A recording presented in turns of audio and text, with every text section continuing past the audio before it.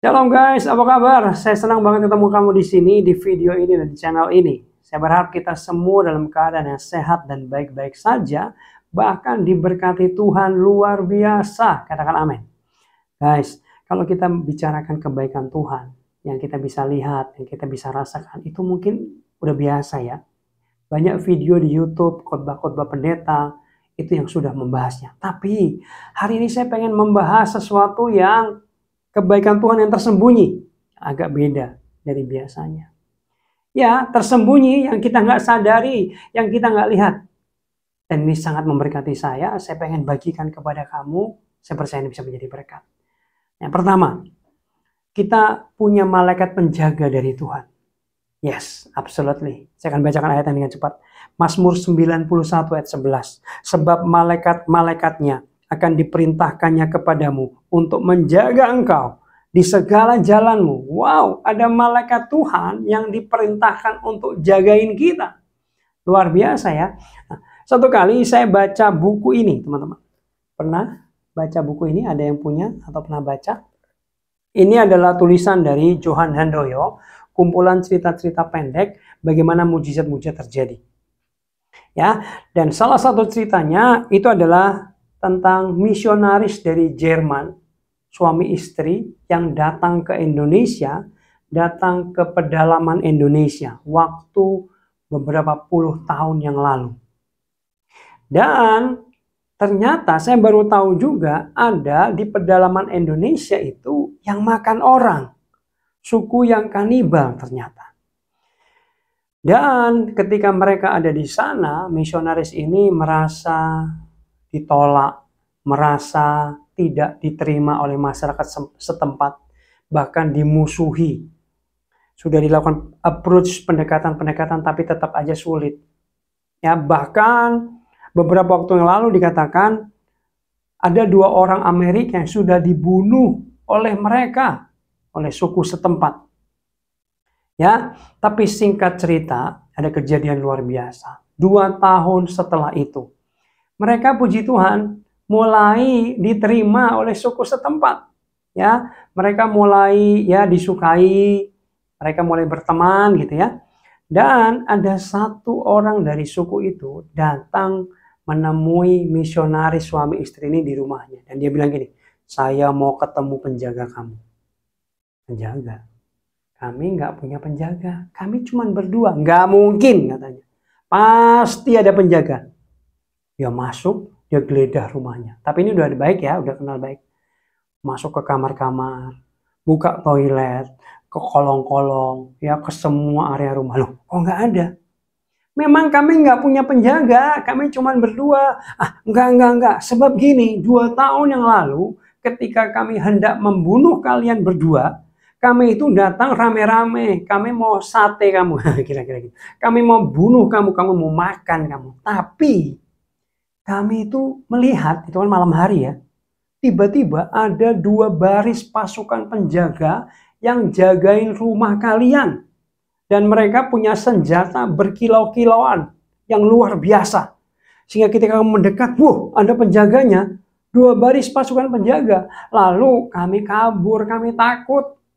Malam berikutnya kami datang. Masih ada lagi. Malam berikutnya kami nggak bisa menyentuh keluargamu. Kami nggak bisa menyentuh rumahmu. Ada penjaganya. Lalu dia bilang gini, kami cerita kepada pembunuh bayaran profesional. Mas, kira-kira gitu. Kamu tolong jagain. Kamu tolong bunuh tuh mereka. Ada penjaganya gini-gini. Katanya mereka itu diketawain sama pembunuh profesional bayaran ini. Mau ada-ada aja. Mana ada itu? Ini kan daerah kita. Masa dia kirim penjaga 2 baris pasukan penjaga? Nggak mungkin. Lalu orang pembunuh profesional ini, pembunuh bayaran profesional ini, giliran dia atau mereka yang datangin. Beneran. Ada mereka kabur. Pendetanya nggak lihat guys. Tapi yang lihat justru musuhnya. Orang-orang yang membencinya. Guys, kadang-kadang gini. Tuhan itu kadang-kadang memelihara kita, yang kita nggak sadari. Ada malaikat yang menjaga kita, guys. Amin. Bahkan saya punya teman, dia pernah cerita. Suatu hari saya dibukakan mata rohani saya, dan saya melihat malaikat penjaga saya. Bahkan dia tahu namanya. Tapi dia nggak bisa cerita lebih banyak karena nggak boleh sama Tuhan. Supaya apa? Supaya fokusnya bukan sama malaikat, tapi sama Tuhan yang ngirim malaikat itu. Amin. Teman-teman semua, percayalah, ada penjagaan Tuhan melalui malaikat yang luar biasa. Kenapa ada malaikat yang bernama Mikael, malaikat perang? Ya, karena malaikat Mikael dan pasukannya itulah menjaga kita dari serangan kuasa gelap, dari pasukan-pasukan iblis, pasukan-pasukan musuh. Wow, luar biasa ya. Kita ini dipelihara sampai sedemikian rupa. Kalau presiden dan anak-anaknya dan menantunya dan cucunya itu punya pas pampres yang melindungi keluarga presiden, kita juga punya malaikat penjaga dari presiden di atas presiden. Amin. Wow, luar biasa.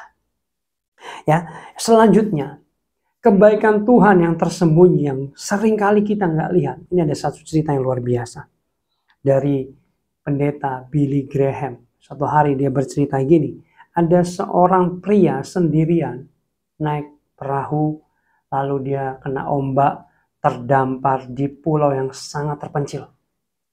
Dan pulau itu nggak ada orang sama sekali, cuman dia sendirian doang. Dia sebisanya untuk bertahan hidup, dia sebisanya bangun tenda darurat, kira-kira itu, dari dahan-dahan kering, dari bekas-bekas pecahan perahunya dia, lalu barang-barang yang bisa dia selamatkan, dia masukkan ke tenda itu. Itu sepertinya harta satu-satunya, harta yang terbaik dia.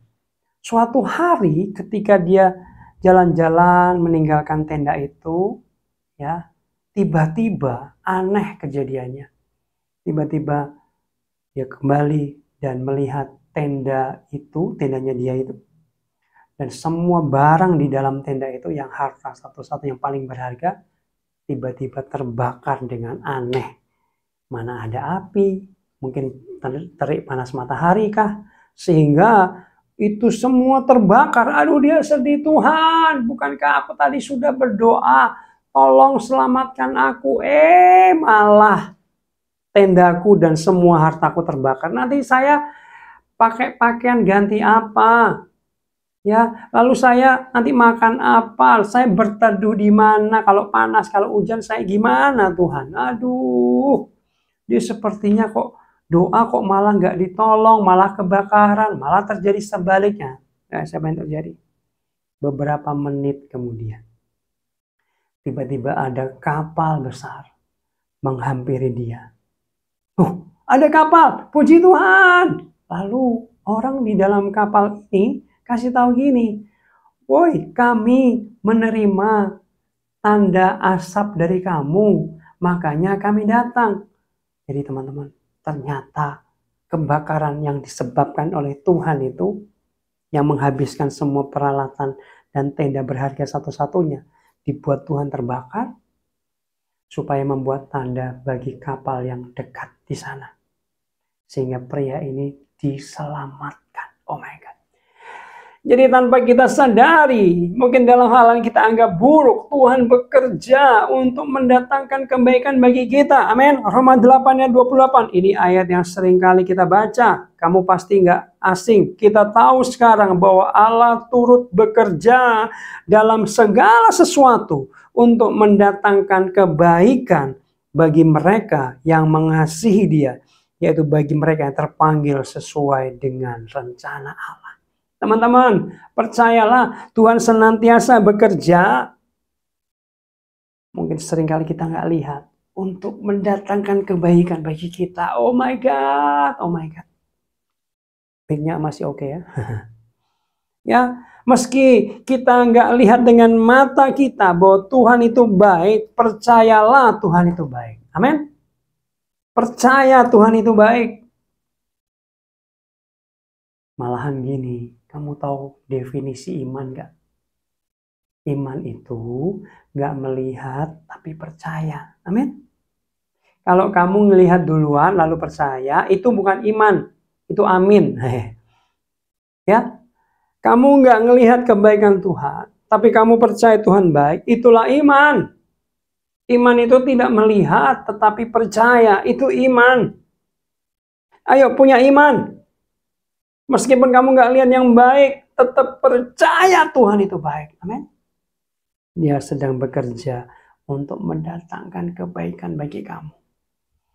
Ada satu contoh terakhir, kita nggak usah buka ayatnya. Kamu tahu kisah Ayub kan? Tiba-tiba 10 anaknya mati semua.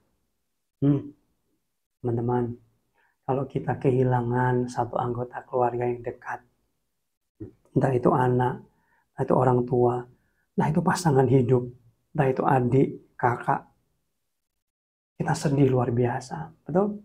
Tapi ini bayangkan, 10 anaknya Ayub mati semua.